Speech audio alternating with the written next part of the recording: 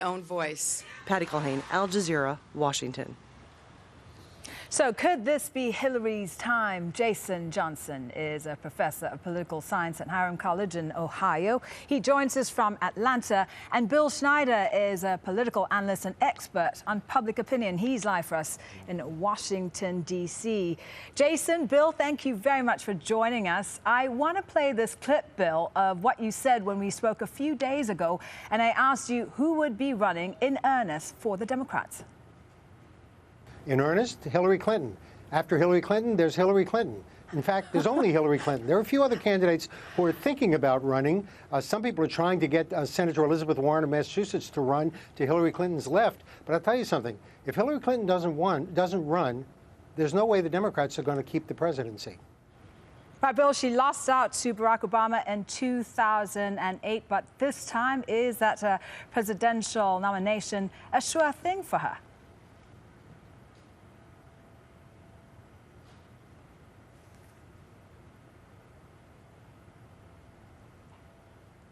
Bill, can you hear me?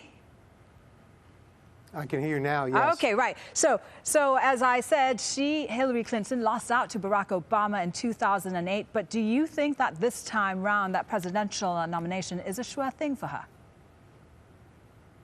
Oh, I think it's a very likely thing. I mean, nothing is a sure thing in politics.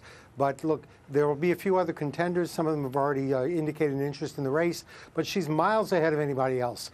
You know, it's hard to say anybody's the inevitable nominee, but this is as close as I've ever seen to someone being inevitably the nominee.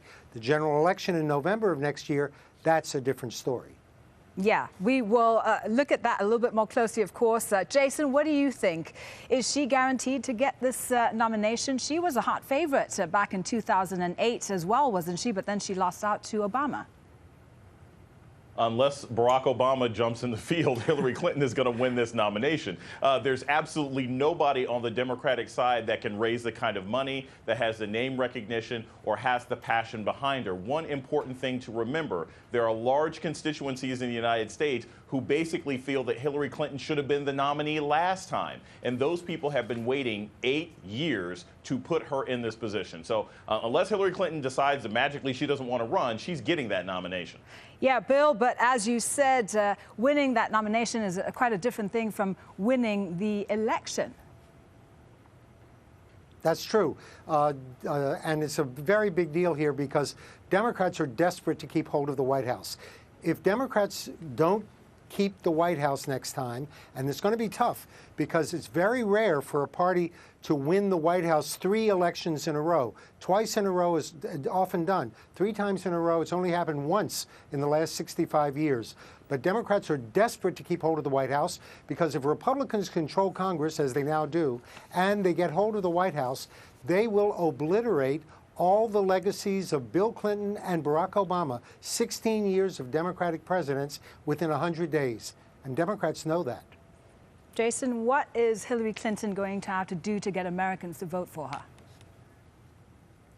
It's not that hard.